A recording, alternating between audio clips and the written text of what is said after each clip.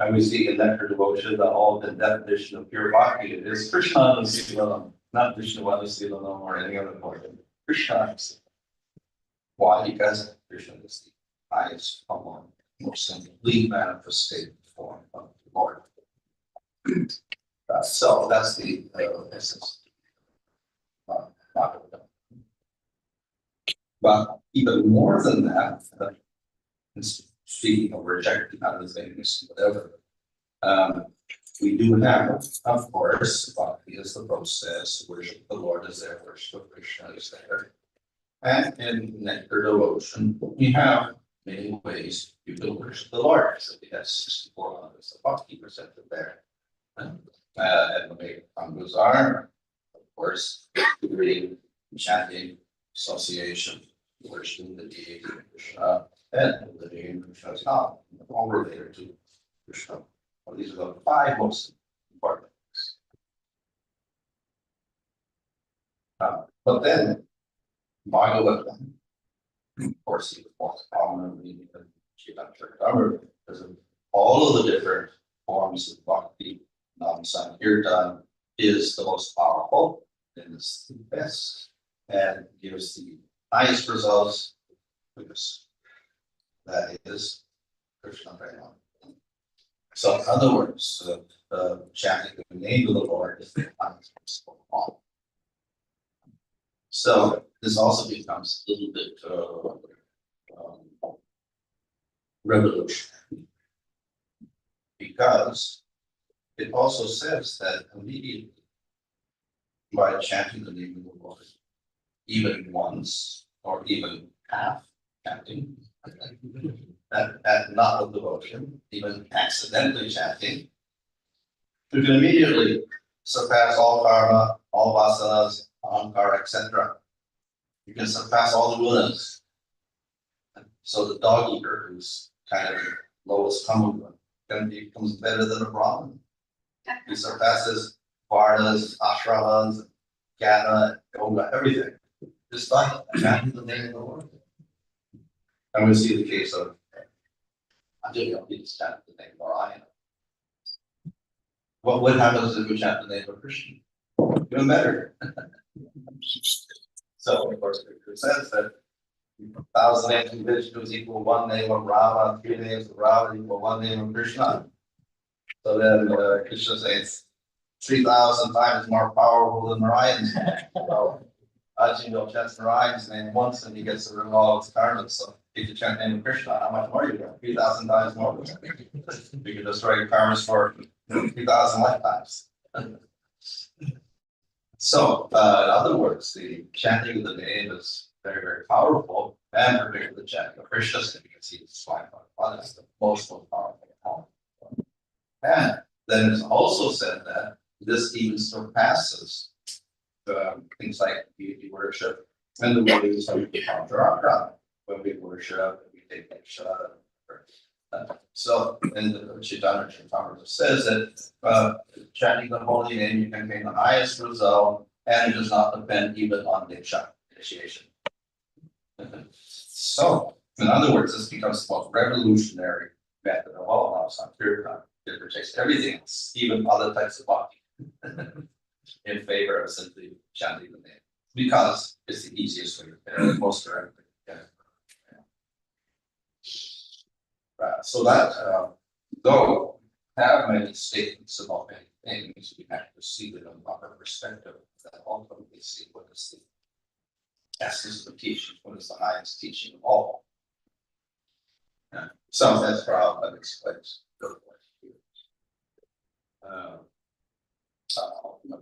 We have to take the process of devotional service rather than other activities. And we do have to rely on scripture, but then we also have to rely on final conclusion of scripture and not get confused by other statements, say other things. The scripture very good, we should follow Quran, but then in order to avoid all this confusion of what statements are the highest of all, then we follow the acharyas in the Quran. So scripture is there, the Quran. As we say Shastra is there and Sadhu is there. So for us, what is the scripture? We take the final scripture, which is Śrīmad-Bhāgavatam. And our Charlaji with the Swami is the whole work of Tathasandara to show that Bhagavatam is the conclusion of all the four Vedas and the Upanishads and the Brahma Sutras and the Mahabharata and all the Puranas and all this. It's the final conclusion. So that's why we mainly study Bhagavatam. So that's our main scripture. People sometimes say, why are you studying the Dhamma Sutra? Why aren't you studying the Upanishads, Vedas? And our answer is that Bhagavatam is the conclusion. And then, of course, it's stated in the first canto of Bhagavatam. When Narada Muni tells yes, you've written everything, but you're not satisfied because you thought that this thing the highest thing for you in Krishna is a supreme form. Don't be in the world. So one is scripture. In order to get things clear, we need scripture. So rather than read all the Sritis of the Vedas, Brahma Sutras, etc., read Śrīmad-Bhāgavatam. And this, of course, is what Daniel did. He was mainly hearing Śrīmad-Bhāgavatam when he was in Puri all the time. And because it presents most clearly the highest goal of all and the highest form of the Lord. But even then, people get bewildered, and people can go some things and why and say, like, this, that, they was have to do that, whatever. So, scripture is a desired truth. And whatever you want, you can get out of it. So you can get out of Bhagavatam also if you want to get some 30 things you can get out of Bhagavatam. We're looking for the highest goal. Well, that's in Bhagavad Gita. There's some author who's written Bhagavad Gita, and what's the essence of Bhagavad Gita? Karma Yoga. And its whole thesis is to show that Karma Yoga is the ultimate. In spite of the fact that it's obvious that obvious eyes are still serious people. Sometimes they got a certain angle there and they will then present that interpretation and they will justify it. So even devotees will take a lot of it and take different things, then justify them based on their own enthusiasm for that type of bhakti or whatever. So to make things clear, then we do have the acharyas to keep us in proper line. So they're written commentaries. So, Jim Goswami's commentary, Bhagavatam, Krishna Charla's whole Bhagavatam. Sanatana Goswami's commentary, also, and Bhusana first. We do have commentaries to clarify if there's any confusion about what we're supposed to do, is even by the Acharya. So we have the Shastra of Bhagavatam, and we have the devotees, the sadhus, who give us the ultimate meaning of that. And so when we're taking that meaning, then that is passed down by other devotees. So they read the Acharyas and then we explain it to us. And this way we get Purana. We get the system of teaching passed on. So in this way, the teachings of Bhagavatam and that Krishna is supreme and that Harinam and Kirtan is the highest process and independent of any other process is presented to us up until the rest of the day. So we should accept the conclusions through the Purana process. So we do have the Sadhu Shastra and we have Guru. Of course, Guru could be previous gurus, but it can also mean present gurus, those who are teaching in the present time. So though we do have scripture, we do have acharyas with the commentaries, we also have people that are present to present why we need it. So just to give an example, yes, Lord Shri he was preaching on Sankirtan. He instructed the Goswamis in Vrindavan and others to write scriptures to defend and Nam Sankirtan, Bhakti, and Krishna and Śrīmad-Bhāgavatam. So they wrote commentaries, works, etc. How was that passed on? Through other devotees. How was the message preserved? Through other devotees. So that's why we get around the line. Even with that, after several hundred years, things became a little bit unknown. So that we get, by the time of Bhaktivinoda Thakur, quite rare to get proper understanding. There were, of course, some dedicated devotees there, but not so many. And the movement as such did not grow, rather contracted. And so Bhaktivinoda Thakur,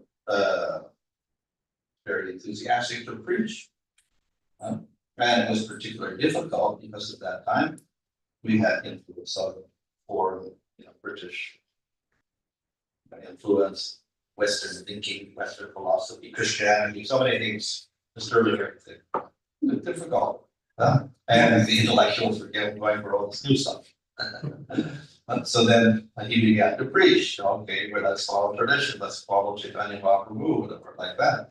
And he was very enthusiastic with it. So it's because he actually was so enthusiastic that people began to listen to him. Otherwise they wouldn't. And Bhaktisiddhanta Saraswati again, same, he was very enthusiastic. He began to listen, so he began to preach and actually spread the movement of Lord Chaitanya around India. So he opened so many temples in India, which had not been opened in 300 years. Nobody had made any new progress. Suddenly, within a few years, he established monks all over India. But then we see again, after Bhaktisiddhanta Saraswati Thakur, then things kind of went back a little and they didn't expand again. And then Srila Prabhupada was very disappointed because he saw that nothing was happening, and then he wanted to expand again. And so what he tried in India, it wouldn't expand. So then he tried and went to the Western world, and there it expanded.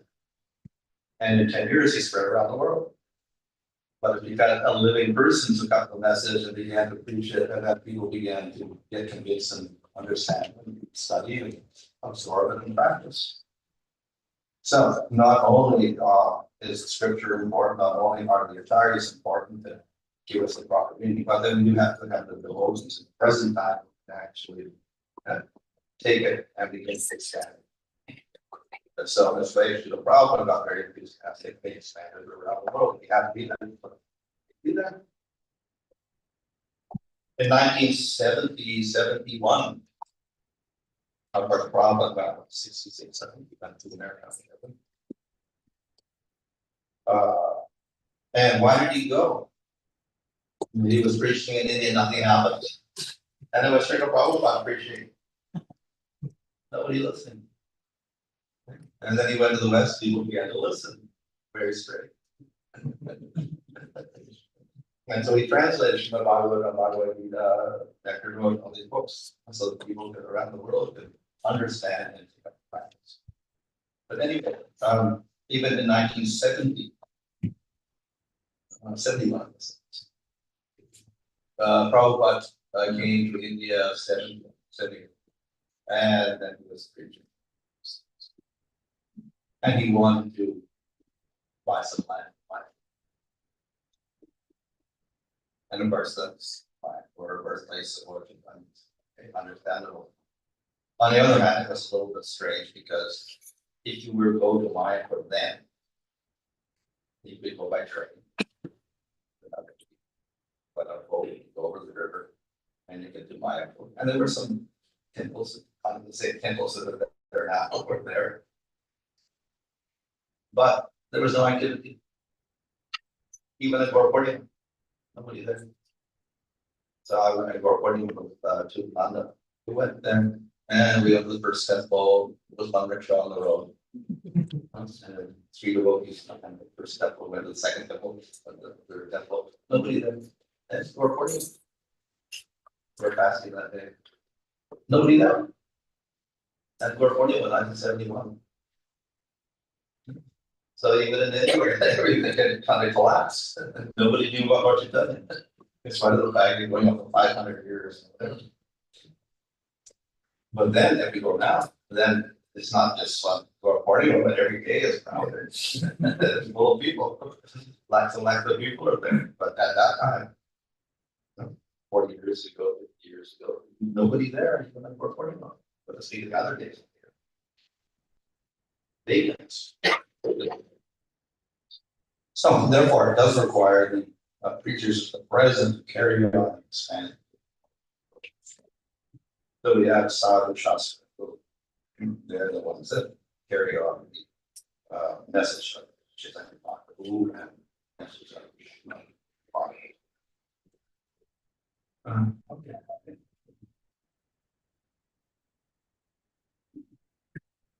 But I see in the translation it talks about remembering in the evening.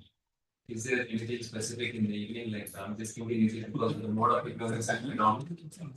Well, of course,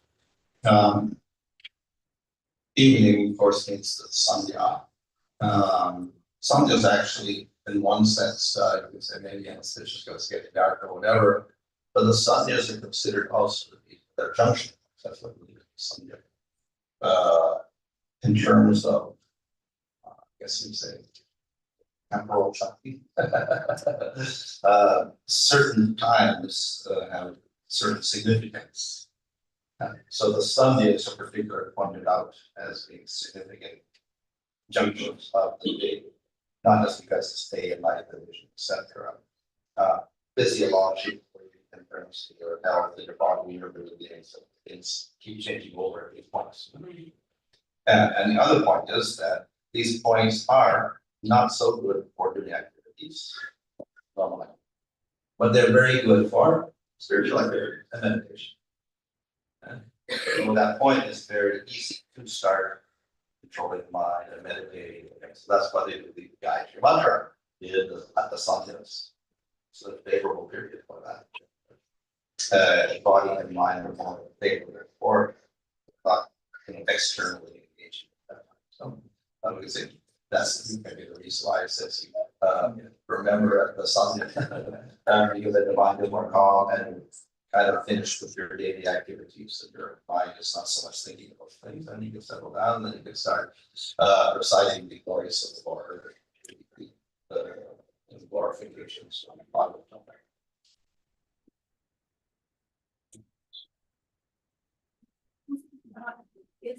Is the temple president part of the discipline succession?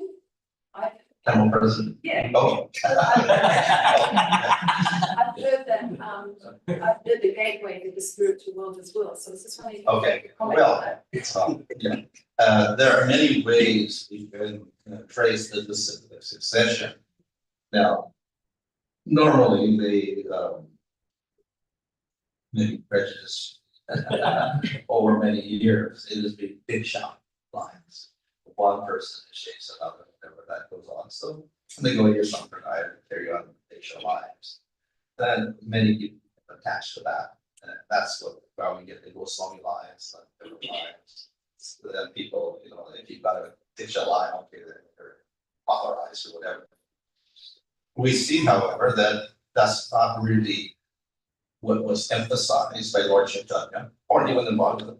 And we look in Bhagavatam, we don't find initiation mentioned hardly at all, what I recall is Rupa got a mantra from Darra Muni, that was initiation. That was initiation. Otherwise, what are they doing? Speaking. So Sukadeva says, Krishna speaks to Arjuna. They're not giving Diksha, they're just teaching. So that's a line of thought that Bhakti Swami taught for when he made up a parampara. He didn't trace Diksha line, which he could have done, but he didn't. And instead he traced Shiksha line, to emphasize the fact that Shiksha is actually more important for us.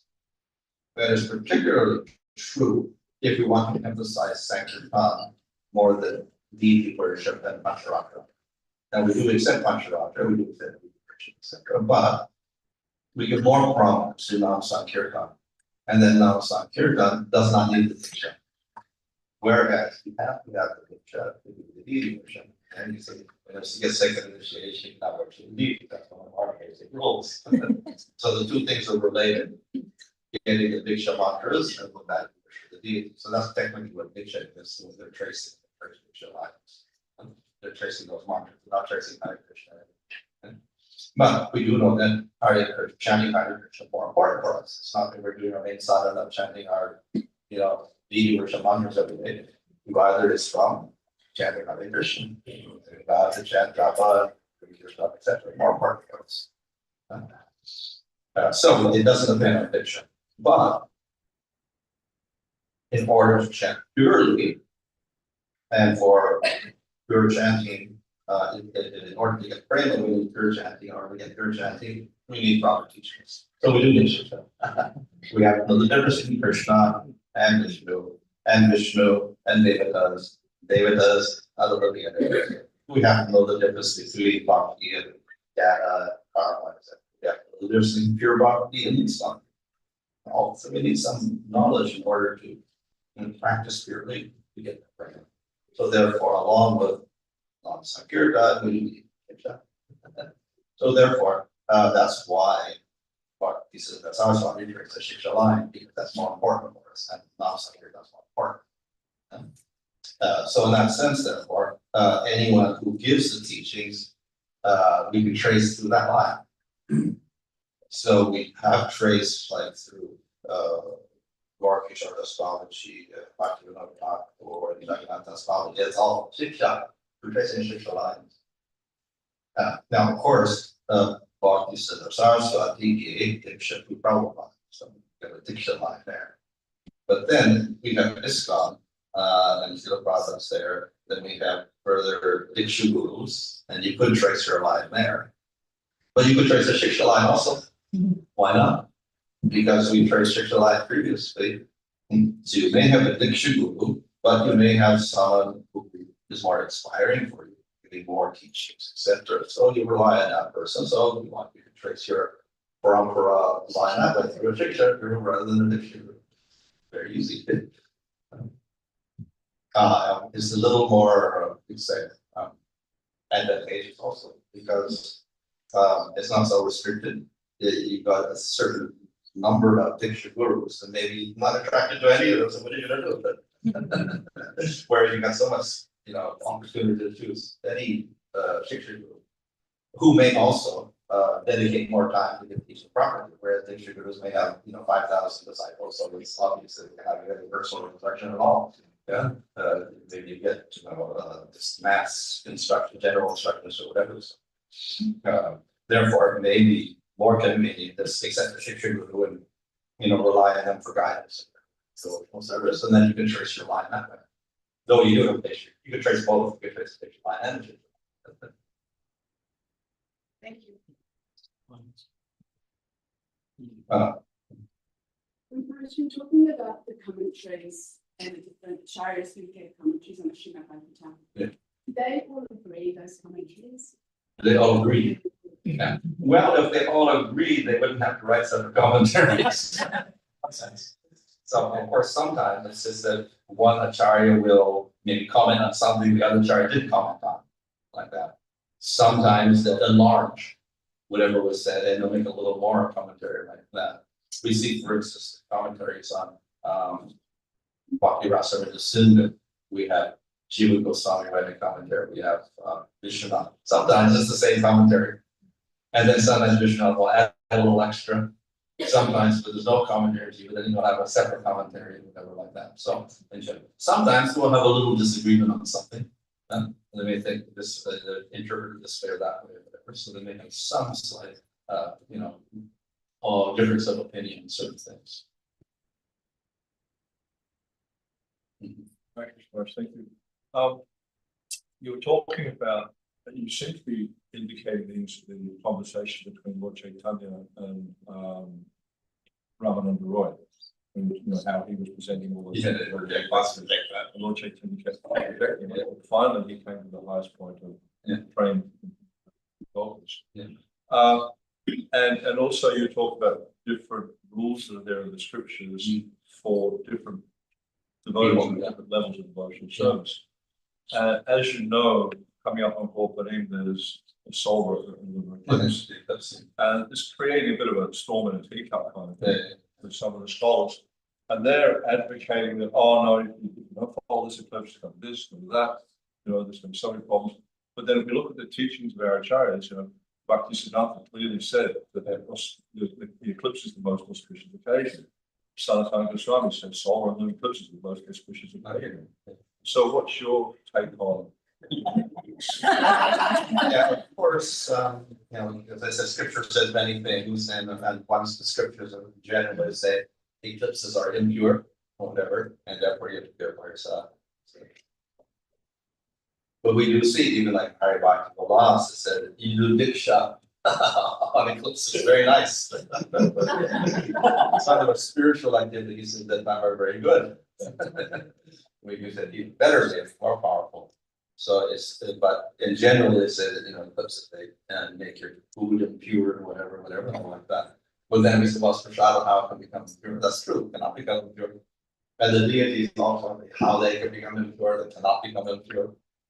And so, nevertheless, we'll see in many temples, even Vishnu temples or in even Gaudiya temples, to some degree they will try to observe the external rules that other people follow.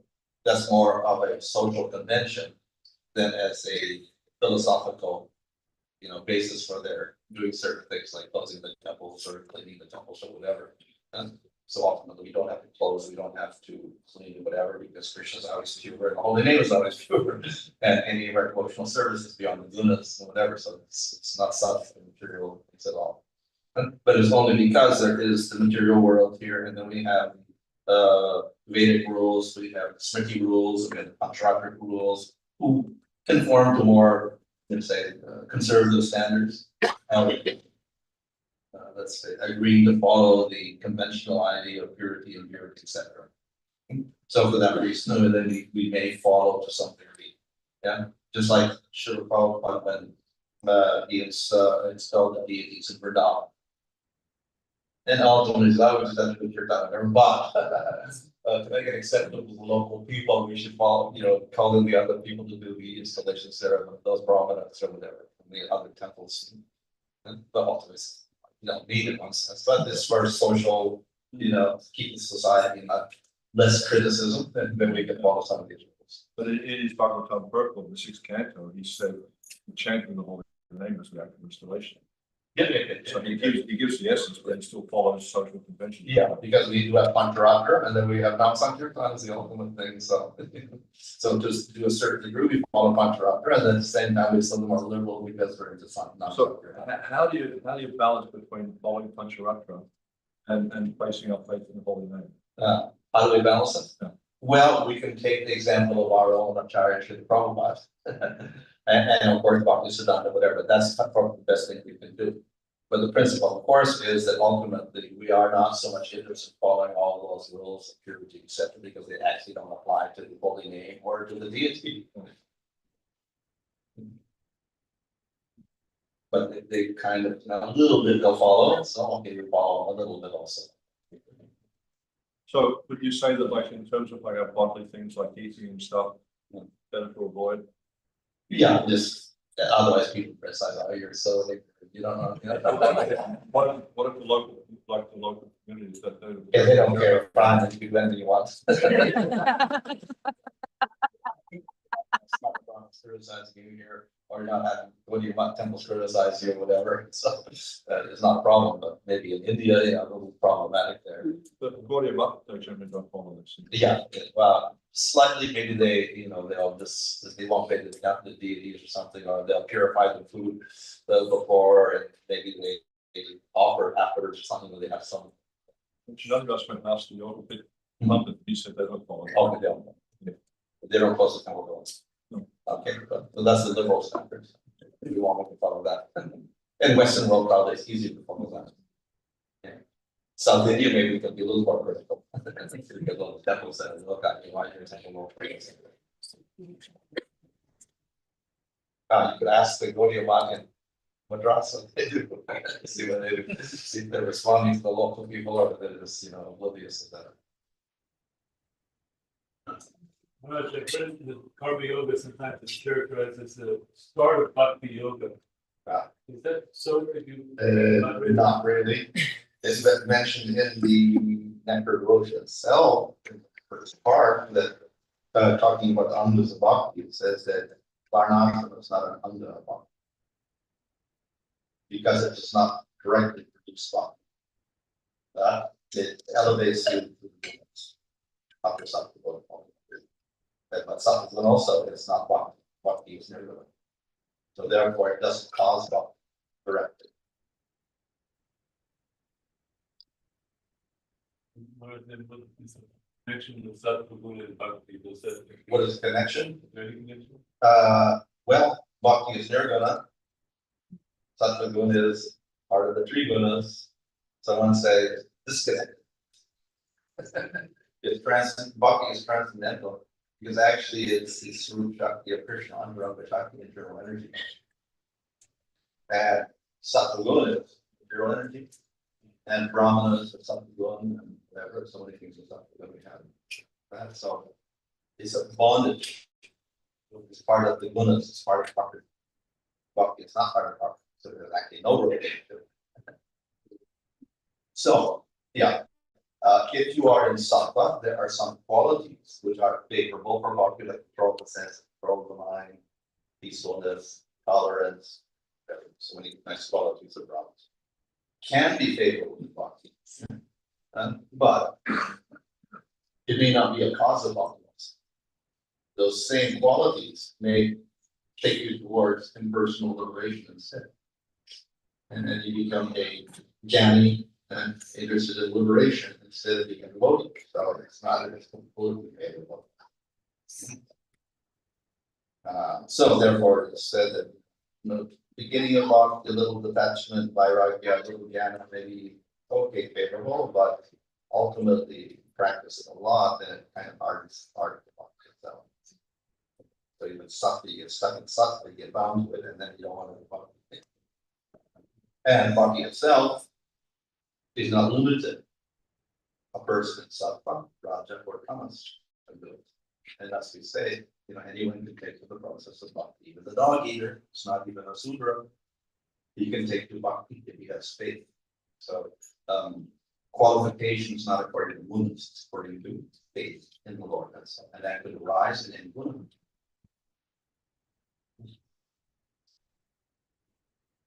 And even more so for not Sankirtan. And so that's why what Chaitanya keeps saying, and Chaitanya Bhagavatam, that everybody, any varna, any ashrama, men and women, old and young, they can all take to the process of bhakti. Because they just hear the holy name and chant it. So it doesn't require any particular guna. You mentioned that there's so many beautiful commentaries written by the acharyas, and we also understand that Srila Prabhupada has given everything in his books. So in our study as devotees and the transcendent devotional maturity, how should we approach that? Should we be so and just focus on Srila Prabhupada's books, or? So yeah, everything is there, just like everything is in the holy name. You chant the holy name, you get realize Krishna's name from Bhagavatam activities. You don't need anything else. But yet usually we want to get a little more explanation, so therefore we go to the books, so we go to the commentaries, etc. And sometimes we have questions, maybe we cannot get an answer. So if you look in the commentaries, maybe you're gonna get the answer there. So therefore it's a supplement for us to expand the questions.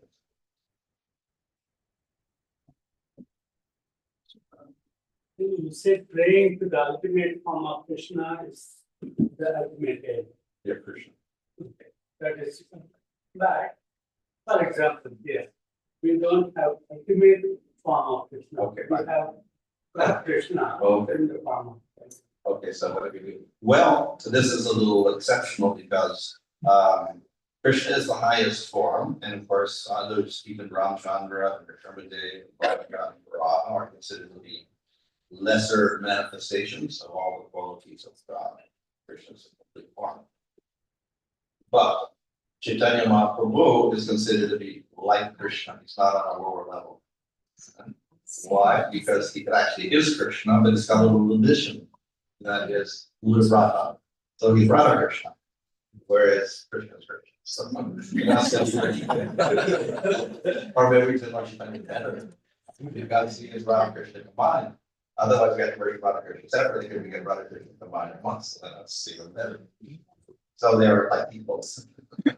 But of course, when we worship Chaitanya Mahaprabhu, we're not supposed to worship independent of worshiping Radha Krishna, because he is Radha. So we kind of worship simultaneously.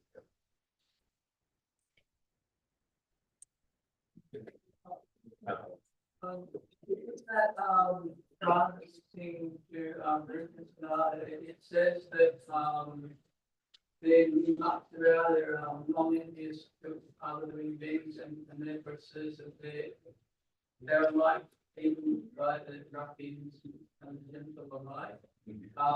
So is that what you're using to remembering Krishna, or is it the other way around?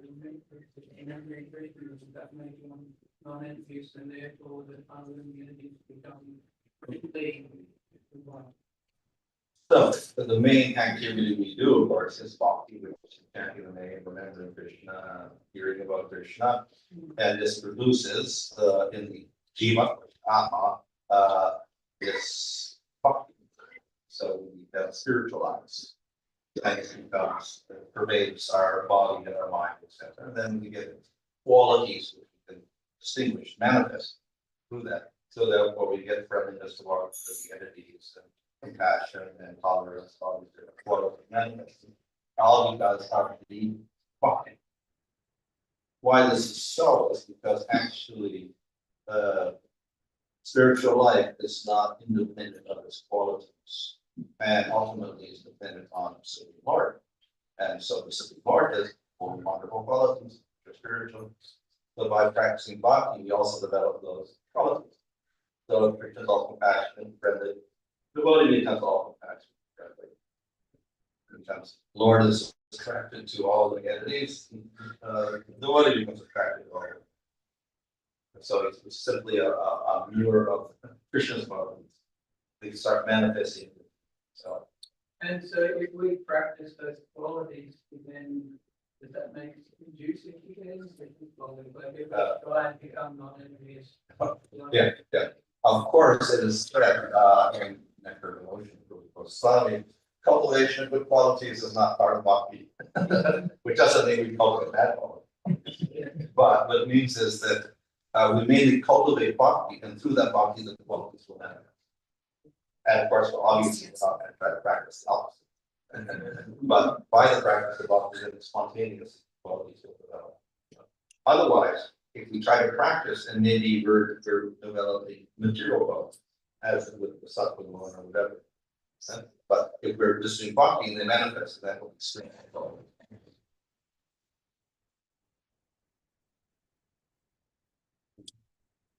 Could you say something about what's money? What is it? Perhaps occur beyond it. No. Well, Utsahamayani is one character, first character, actually mentioned among the, we could say, the signs of lack of steadiness in devotional service. Nishtha, as opposed to Nishtha. Nishtha is steadiness in devotional service. So before that, we go through a process of bhakti by which destroy the anarthas. During that stage, we will be unsteady. So Vishnu Chakravarti and Nirvana points out 6 symptoms of unsteady. The first one is that Utsahamaya, which literally means filled with enthusiasm. Enthusiasm itself, a bad quality, because we see it's also a quality mentioned in Nectar of Structure. It's a good quality there. They nourish body, they support body. So yeah, we should have to be optimistic and enthusiastic, etc. But this Utsahamaya is actually a negative quality in the sense that it's not real enthusiasm. We say it's a pretense of enthusiasm or a false sense of enthusiasm mixed with some pride. That which may manifest when we're at the beginning devotional service.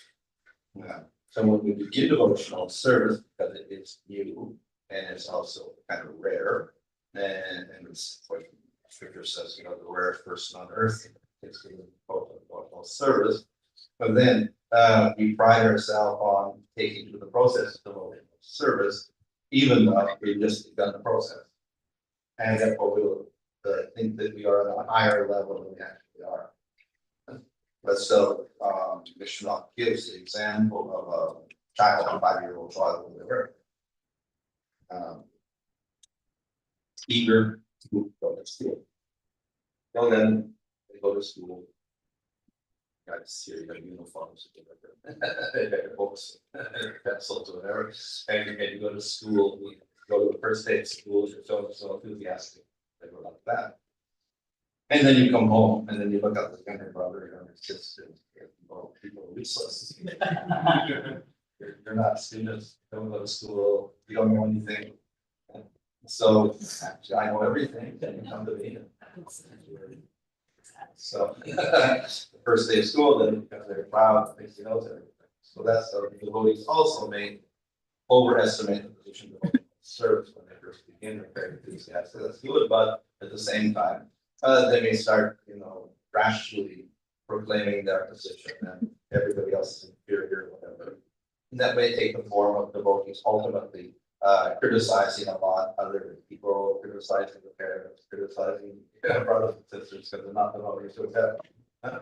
So they can create a lot of disturbance by their sense of superiority.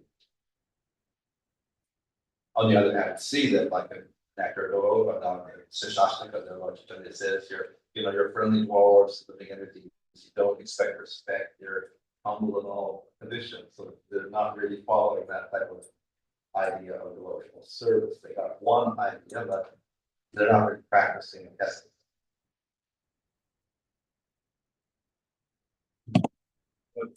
Are those symptoms of understood bhakti, are they inevitable or can they be bypassed? Well, it's not that everybody's going to exhibit them. They exhibit some of them, or maybe they exhibit all. In other words, they may quickly progress to initial stage. It would depend on their background, how they first started devotional service. They have many bad qualities to begin with, but they do have faith, so they practice. So then they will have more anarthas to overcome.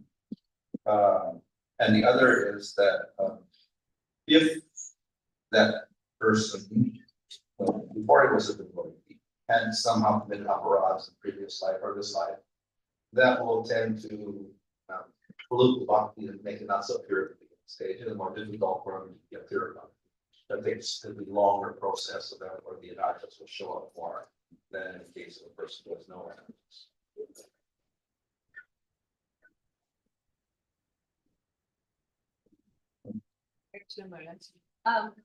As you mentioned, Śrīmad-Bhāgavatam mentions Nama Sankirtan is the highest. And in Kali Yuga, it kind of makes sense because memory is short-lived, it's so hard to read, retain, etc. But then why Srila Prabhupada spent so much of time to write books and he introduced deity worship, like he taught me so much about deity worship, you're an authority in deity worship in our movement. So why did Srila Prabhupada introduce all these other Yeah, so Lord Chaitanya, of course, emphasizes Nam Sankirtan, but of course, he doesn't exclude other things. So we see Lord Chaitanya went to the deity of Jagannath every day in Puri, and every day he was hearing Bhagavatam. So he was associating with devotees. So he was following these like 5 main things, hearing, chanting, association, deity worship, the multitask. So he was practicing all those things simultaneously, or even another day. So though we emphasize Nam Sankirtan, we don't reject the other processes. Right? And of course, that many of them they're all favorable, of course, but some are very favorable. So one of the favorable one is Sravana, hearing Bhagavatam. So why that's so important? Because as I mentioned previously, that everyone can chant the holy name and it's purified, as in the case of Lakshmi and destroy all your karmas, even though it's not pure. But if you want prema, the general devotees, sadhana has to come to the pure stage, pure chanting and pure bhakti, not mitzvah, not namalas. To do that, one of the main factors is knowledge. So we get knowledge from scripture, so therefore we need scripture. In that sense, that's good, right? You don't want, if you just want chanting anything, you get some nice result story or karma, fine with that. If you want prema, then you do have these knowledge, you have a little bit more about Krishna. It's not just a black figure, but he's got full of, wonderful qualities, he has pastimes of them. So we do need knowledge. So that's why, though, kirtans, the process, chanting is independent of everything. We see that Lord Chaitanya himself, he instructed the Goswamis to write scriptures and commentaries. So in other words, it's not beyond the scriptural knowledge. Scriptures aim to pure chanting. Thank you.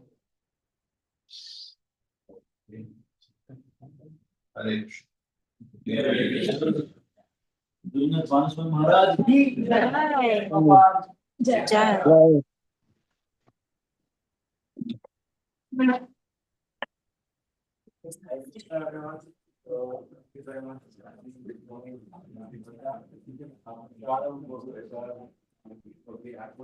Remove the deities in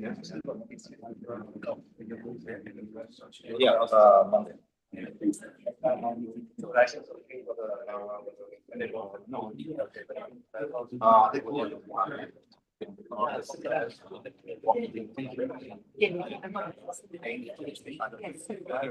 Mataji, can you share me the recording?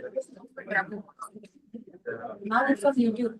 Now it is on YouTube. Oh, it's on YouTube. We are on YouTube now. Okay.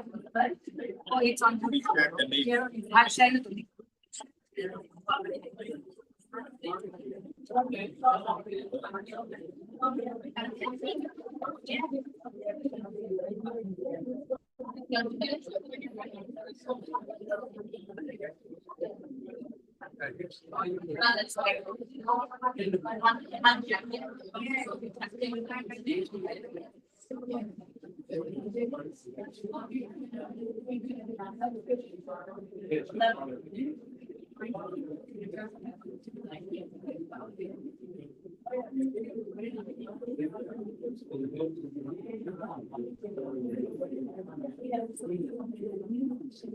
Can you call Rishi? Can you call Rishi to me?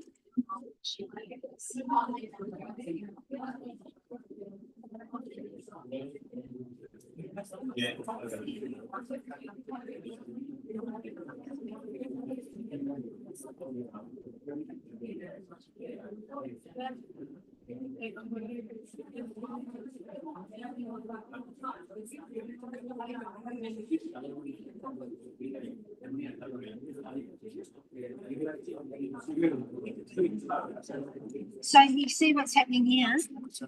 So I can't close this meeting. The only option I'm allowed to do is leave as a time participant. So these guys are all sitting in here and I should just go, but they don't know that. So I need to take back posts At the end of the meeting, okay, so that I can shut this down. Otherwise the recording will keep going as well. So what we'll do now is, when the meetings. So you assign me hosts again. I signed your host, I'll give it to you. Let's see. Hosts.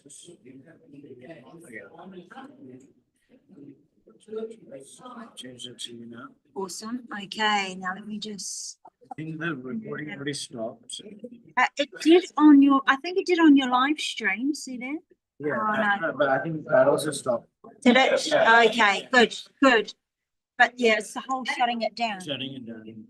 Anyway, we'll get there. We'll get there. Okay, and the other thing is I'll show you how. Yeah, hold on. Let me just end this meeting. Yeah, and this. You don't need to do anything. You do that, and it will automatically turn on the live stream. So it's Got it. preparing it. It's doing that. So there's a bit of a lag. It'll take some like a minute, basically, or less than. So Zoom is up and running. That's my concern. And then I'll go to. Just that. Yeah. Is it possible if we can try and or 17? We can just try.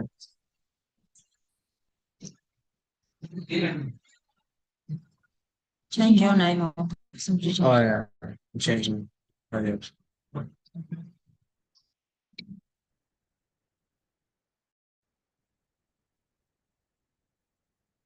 And now if you reclaim her, see how this comes up? Yeah. So if you reclaim her, so you can-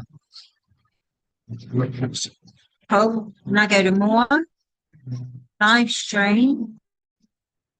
because it's online, so. You get out, Actually, no, you can, because I can't do it anymore, so I'm saying this, huh?